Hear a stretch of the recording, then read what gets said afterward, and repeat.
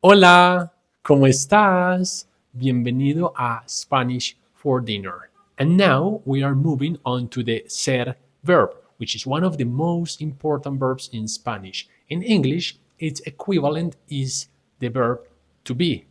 But this to be verb has two versions in Spanish, ser and estar. In the previous video, we learned how to use the verb estar, how to conjugate it, how to use it in different examples with some activities and exercises. Make sure to check it out and deeply understand it before moving into this ser section. Okay, let's get started here. Ser is also equivalent to the English verb to be, as I just said.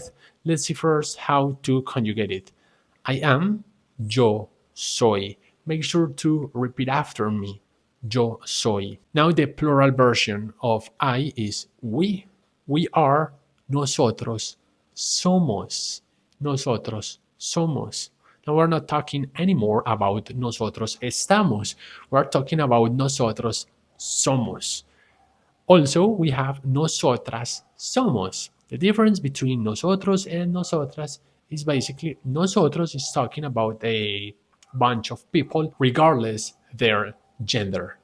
Nosotras is exclusively used when you're a group of females, at least two or more females. Nosotras somos, we are. Then we have tú eres.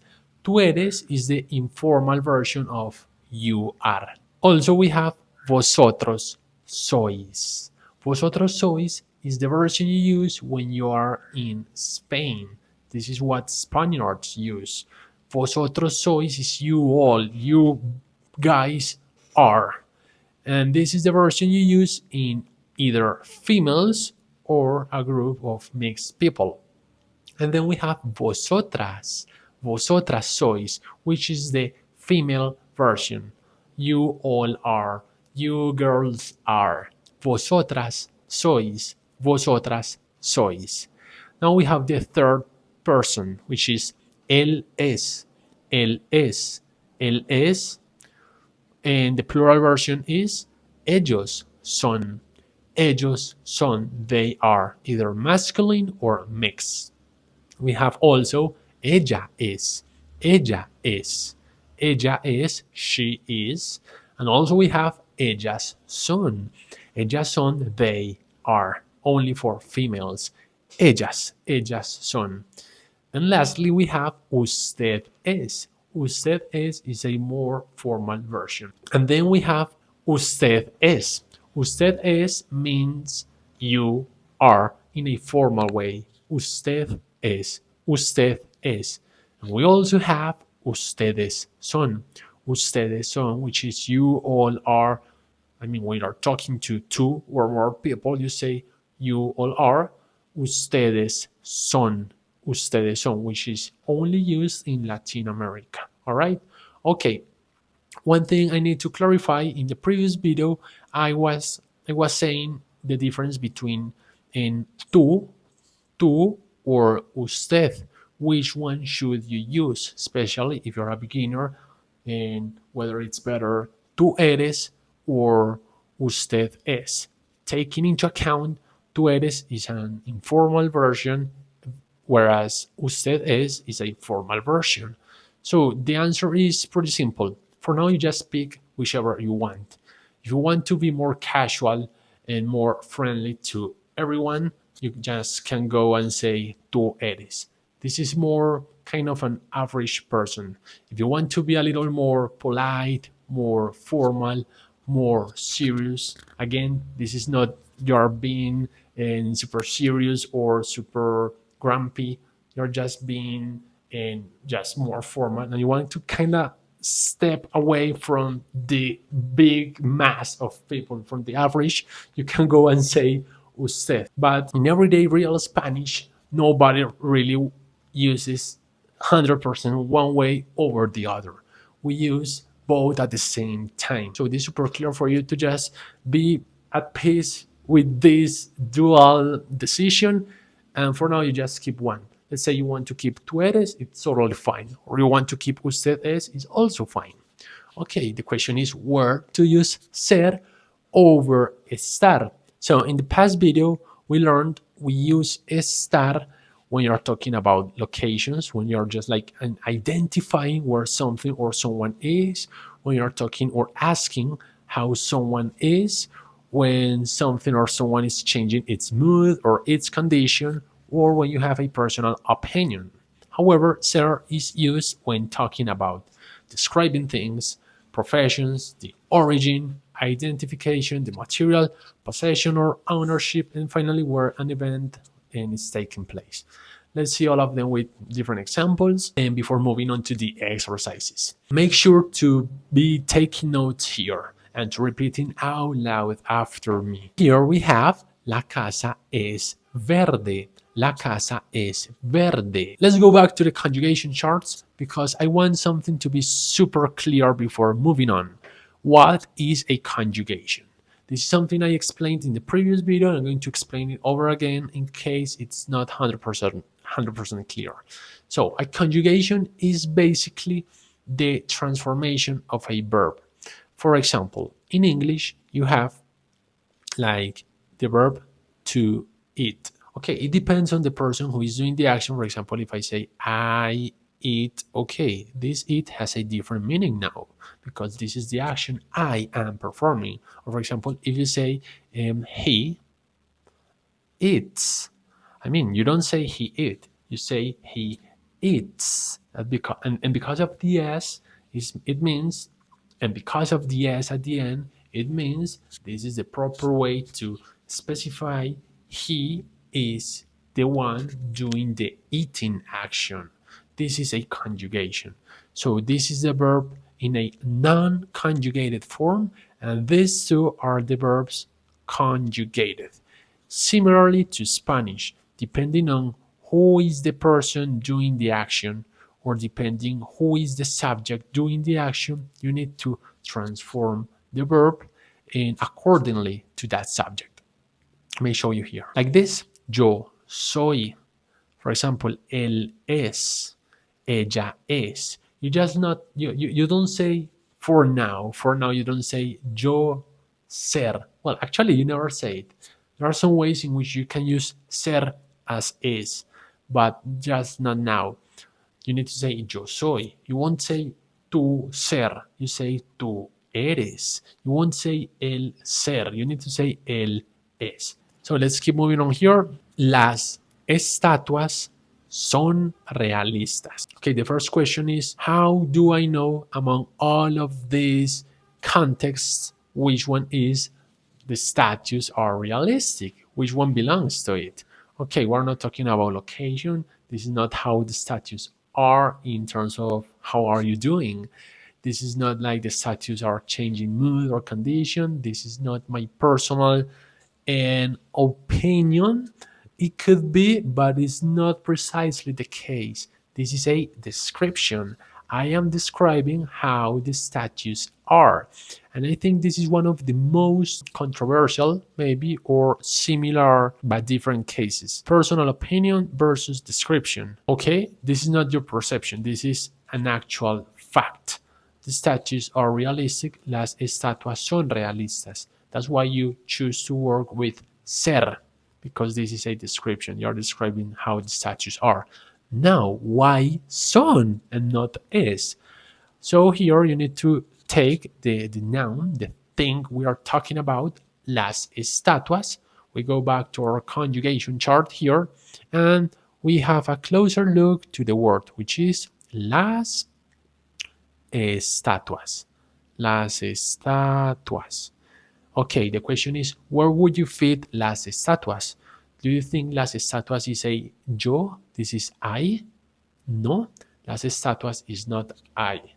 Las estatuas is we, nosotros? No, las estatuas is not us. Las estatuas, as you see, las, it implies we're talking about more than two or more. Las estatuas, which is many, plural. And in the plural forms, we have the feminine version, which is ellas, las estatuas. And because of that, las estatuas could be considered as a they in a feminine version, You are talking about the status. You are talking about them. So this is a they kind of subject. And therefore you use son, son, son. Going back to our example here, las estatuas son realistas. Las estatuas son realistas. Here, in this one, for example, you are interesting. Tú eres interesante. Tú eres, in case this is a hard word to pronounce, interesante. Tú eres interesante. Tú eres interesante. Here we are picking eres because you are, here you are, we have either usted or tú. And similarly, you could have chosen usted over tú, and that's fine.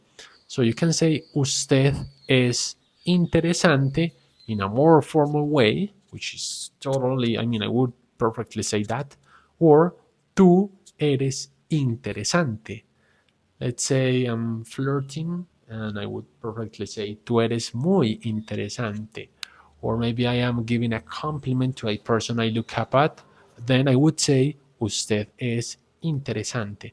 But it also depends on the tone and you're using with that person. Okay, great. Let's go on to the second context when we're talking about professions. This is very straightforward.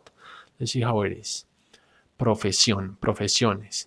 Here, yo soy diseñador. Yo soy diseñador. Bueno, I am a designer. That's my profession. This is something I identify myself with as a designer. Yo soy diseñador.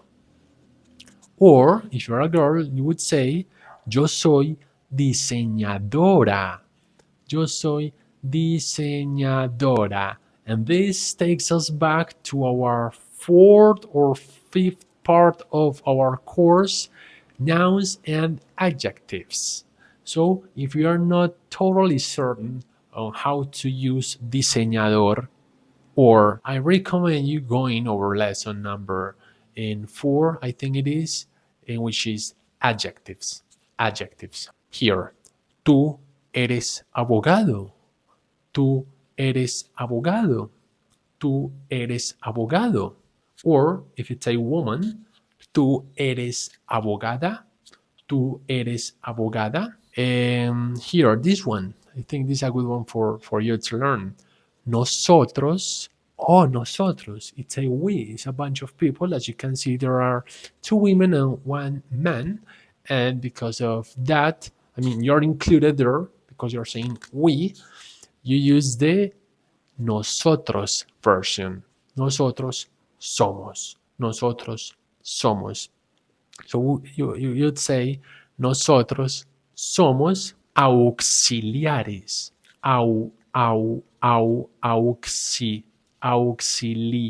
Auxiliares de vuelo. Vuelo. Nosotros somos auxiliares de vuelo. Now, let's say you're a girl, you're a flight attendant, and you're just talking about what do you do for a living. So your answer is, yo soy auxiliar de vuelo. Yo soy auxiliar de vuelo. Mi papá es profesor. Mi papá es profesor. Mi mamá es profesora también. Mi mamá es profesora también. I am going to give you a very quick tip on how to easily identify when to use estar over ser. Taking a look into all of these contexts and trying to match whichever sentence you're working with into any of these is a little, like cumbersome. There is a good question you can ask yourself. Is the thing you're talking about, or the example, the person, whatever you're talking about, is this like a characteristic defining the subject, a characteristic defining the person, a characteristic defining the thing? If the answer is yes, I think it defines it, because my profession defines who I am, because my skin color defines who I am, because my identification, my origin defines who I am. So if the thing is defining the subject, well, you would use ser. If it's not 100% defining it, because it may change over time, because it may vary, temporarily, and you better use estar. Now let's move on to origen. Origen. Los cuatro fantásticos son de Nueva York. Los cuatro fantásticos son de Nueva York. Okay, if you are talking about what's your origin, where are you from, where is something from, or what is something made up in, well, you use ser. Now, why son? Why not es or eres or somos? Let's see. Los cuatro fantásticos. This is okay. This is a group of people. I am not included there, so this is not we. This is not I. This is them, because uno, dos, tres, cuatro. Okay, there's four guys here, different genders, men's and women. And because of that, you have to choose ellos. Ellos son. Ellos son. So you say, los cuatro fantásticos son de Nueva York. Question, ¿de dónde es Superman?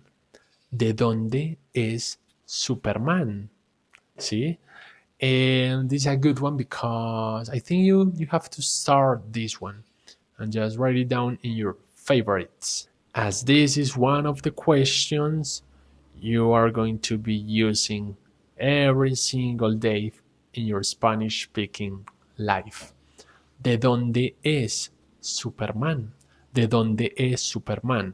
Where is he from? ¿De dónde? This is the way you ask about where someone from. First you say ¿de dónde es Superman? Here we have a very important note.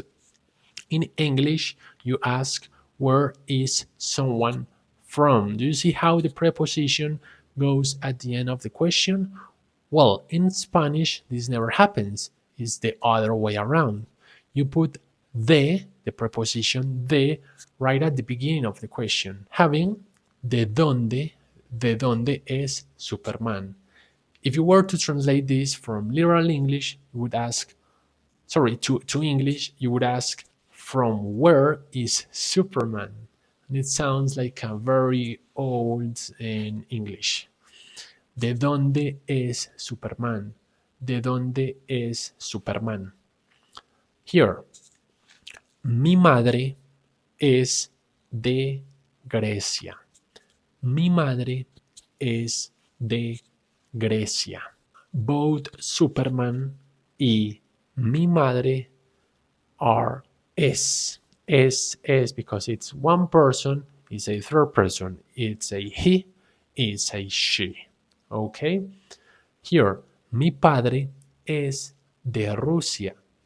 Mi padre es de Rusia. Now we have yo soy de Colombia. Yo soy de Colombia. Here, el fútbol bueno es de Brasil. El fútbol bueno es de Brasil. You also use ser when talking about identification. Basically, what's a person's relationship with another person, what's their nationality, their race, their religion, or anything the person identifies themselves with. For example, ellos son amigos. Ellos son amigos. A relationship, even though it may vary over time, is considered as something more definitive because basically it's defining our relationship status. You and I, we are friends, we are colleagues, we are a couple. So, ellos son amigos. Ellos son amigos. Or ella es mi esposa. Ella es mi esposa. Mi amigo es de Chile. Mi amigo es de Chile. Here, also about religion. Nosotros somos católicos. Nosotros somos católicos. It's a good question. Are you Afro? Tú eres Afro. In Spanish, we rarely say just Afro. We just say the whole word. Tú eres afrodescendiente. Afrodescendiente. I'm not completely sure if I can make this split like this, but I'm going to use it just for the sake of a good pronunciation. Tú eres afrodescendiente. Tú eres afrodescendiente. Tú eres afrodescendiente. Now we move on to material. We also use ser when talking about what something is made of. For example, el vaso es de vidrio. De here means of or made of. El vaso es, so the glass is, and then before the material you say de. De. El vaso es de, and then the material. De vidrio. De vidrio. Now in Spanish we have two different words for what in English it's the same concept, which is glass. So the base, the recipient is el vaso, and the material it's made of is vidrio, vidrio. So el vaso es de vidrio. La mesa es de madera. La mesa es de madera. Las bolsas son de tela. Las bolsas son de tela. Tela. Bueno, no. I think I'm wrong here, definitely. So, no, las bolsas son de plástico. Plástico. Exactamente. Eso es un pequeño error. Y tenemos la bolsa es de tela. La bolsa es de tela. You also use estar when talking about possessions or ownership. Let's see how it is. La hamburguesa.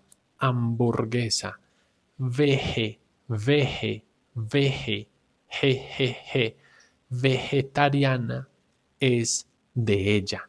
La hamburguesa vegetariana es de ella. Es de ella, which is the veggie burger is hers. Basically, this is hers. Here, ellos son mis clientes. Ellos, they, ellos son, they are, ellos son mis clientes. Mis clientes. ¿De quién es la casa? ¿De quién es la casa? Way of asking whose thing is this, you need to ask first de quién. Quién means who. So, ¿de quién es la casa? ¿De quién es la casa? ¿De quién es la casa? For example, you can say, ¿de quién es el teléfono? ¿De quién es el teléfono? Is whose phone is this? ¿De quién es el teléfono? Or here, this ballet, ¿de quién es el carro? ¿De quién es el carro? Oh, the answer. La idea es de ella. La idea es de ella. Okay, well, here we have like two interesting cases. La pelota es del niño. La pelota, I mean, right away. La pelota es del niño. Why are we using del here or here? La moto es del vecino. La moto es del vecino. Because remember, the way of saying something belongs to somebody else is la moto es de plus el vecino. And every time you have basically, I think this is not clear here. Every time you have de, then el, you merge it into del, del. That's it. So again, this is la pelota es de el niño. It goes as la pelota es del niño. And here, la moto es de el vecino. It combines as la pelota es del vecino.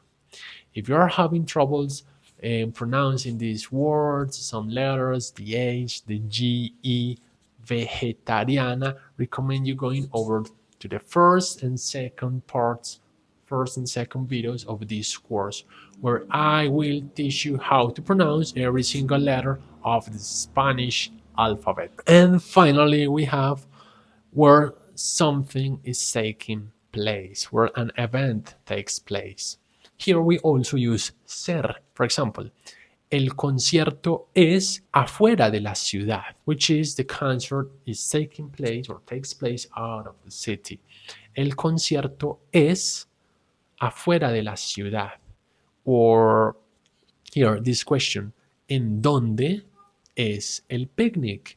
¿En dónde es el picnic? Where is the picnic taking place? Respuesta, the answer would be, el picnic es en el parque central. El picnic es en el parque central. Okay, so having cleared all of these different contexts, we go back here to the comparison between estar and ser, and I want to remind you, actually write this down in your notes so you never forget about this. We use ser when we're talking about a characteristic or anything that is defining the subject, something that defines you, that defines the person or the thing you're talking about. Again, a description defines me. For example, yo soy Emmanuel. I am Emmanuel. I'm describing myself as Emmanuel. Yo soy profesor. I'm defining myself according what activity I do. Yo soy de Colombia. I am defining myself as a Colombian person. Yo soy católico, I guess. Yo soy católico. I'm defining myself according to my religion. Yo soy, well, this doesn't apply to myself, but yo soy de, yo soy de piel. I am made of skin or flesh and bone. That would be yo soy de carne y hueso. Possession, ownership. Yo soy, I don't know. And finally, where something is taking place, you are defining where something is taking place. Again, this oversimplification works with the great majority of the cases, and it's clearly easily to differentiate from the estar usages. When you're talking about location, well, something easily could vary its location, its position. When you're talking about how someone is, it could be good, it could be bad, it could be sad, happy, so it would vary easily as well, especially when you're changing mood or conditions, or your personal opinion, that it could also vary. Ejercicio 2.3. You need to fill in the correct form of the verb ser. This is pretty much the same thing as in the past video, but now you need to fill in the blanks with the verb ser, only with the verb ser, not estar. And you need to also specify what is the context or the case it's addressing. For example, el café bueno es de Colombia. El café bueno es de Colombia. The origin of good coffee is Colombia. This is clearly origin. El café bueno es de Colombia. Here, el hombre bonito y la mujer también bonita. Okay, what situation is this? We're talking about the profession of a person. Being pretty is a profession, not origin, no ID, no material, no descripción. Es una descripción. So I'm going to drag these items here to the hand. El hombre es bonito y la mujer también es bonita. This is description. Make sure to go over all these activity, fill in the blanks, especially the last part, which is going to make you sure of when to use ser and why are you using it. Here, good tango is from Argentina. El tango bueno es de Argentina because we're talking about el tango. And el tango fits into el, third person singular. El tango bueno es de Argentina. This is origin, same as el café bueno es de Colombia. Similarly, we have la pizza buena es de Italia. La pizza buena es de Italia, origin as well. iPhone, de Apple. Y Instagram, de Meta. What is this? Okay, the case is this a description? No, I'm not describing how iPhone or Instagram are. I'm not describing their professions, their origins, maybe, but not really, because I'm not asking where is iPhone from. So not at all. IDs, no. Material, no. This is ownership, because basically Apple owns iPhone, and this way in Spanish we just say iPhone es de Apple, as if you are saying in English iPhone is from Apple. In Spanish you also say iPhone es de Apple, and also you say Instagram es de Meta. So this is possession or ownership. Muy bien. Here, los hombres más altos de Holanda. So the question is, en los hombres más altos. What is this? Is this one person, many people? This is not we, because I'm saying los hombres. Los hombres, los hombres. Los hombres is many people. Los hombres. And the men's is like they. As it is they, the question is this ellos or is this ellas? Los hombres sounds like male, isn't it? So you go ellos, ellos. So, los hombres más altos son de Holanda. Los hombres más altos son de Holanda. I'm not sure about the veracity of this information, of this statement here, but I hope I'm not wrong. Mis padres, doctores en un hospital. Bueno, I give the answer here right away. Es una profesión porque es doctores. As I'm talking about a profession, then I know I have to use ser.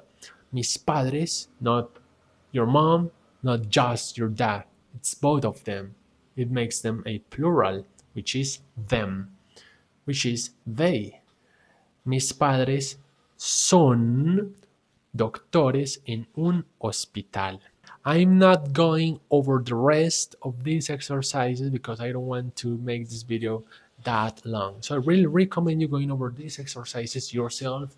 Do it consciously, take your time, don't cheat right away. I mean, just think about it before looking it up on the translator in case you need. But I'm pretty sure if you had followed along, you won't need to, all right? And let's move on to some more exercises. Yes, because of course we need this knowledge to be like 100% condensed in your mind. And because of that, now we are going to compare estar versus ser at the same time. Actually, let's leave this for the next video because I want each concept first, estar, then ser, and then both at the same time on different videos, and it would be easier for you to just go back to each of them whenever you need it. Okay, so I hope you have enjoyed this in as much as I did, and I'll see you in the next video to see how this work in conjunction. Ciao ciao.